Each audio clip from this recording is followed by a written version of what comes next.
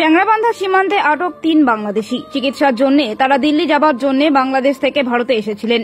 সীমান্তরক্ষী বাহিনীর নজরে আসে এই ৩ জন বাংলাদেশির কাছে ভারতীয় আধার কার্ড রয়েছে। এতেই ধরা পড়ে যান স্ত্রী ও এক সন্তান সহ বাংলাদেশি নাগরিক। তাদের জিজ্ঞাসাবাদ করা হচ্ছে। 7 দিনের ভিসা নিয়ে দিল্লি যাচ্ছিলেন তারা। এটাই সন্দেহ হয় সীমান্তরক্ষী বাহিনীর।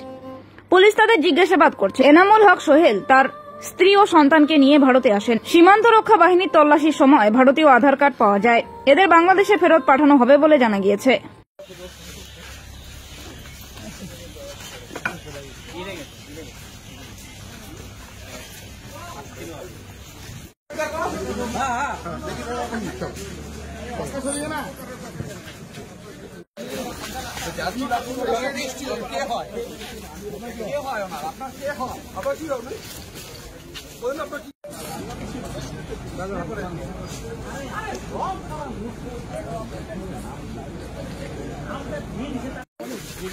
দিল্লি ট্রিটমেন্ট যা করতে যাওয়ার কথা করতে পারলে ফিরে যাচ্ছে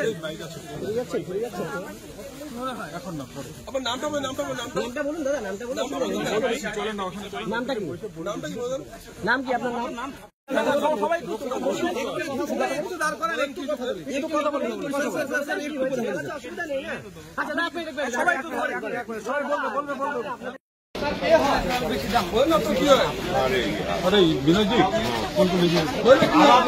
সংগঠন করেন না কেন? অসুস্থ মানুষকে একজন সংগঠন ধরা পড়েছি আমরা কেন এভাবে কথা বলে আপনারা?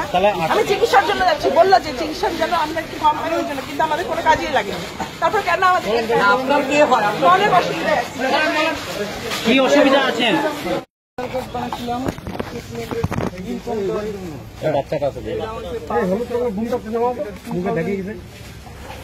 বিশে করছিলাম, কোথাও ইউজ করিনি। এটা উত্তরপ্রদেশে নয়ডা হসপিটালের একটা ব্রোকারের। কত টাকা নিয়েছিল? 20,000 টাকা। বললার পর আপনার নাম কি দাদা? আপনার নাম কি দাদা?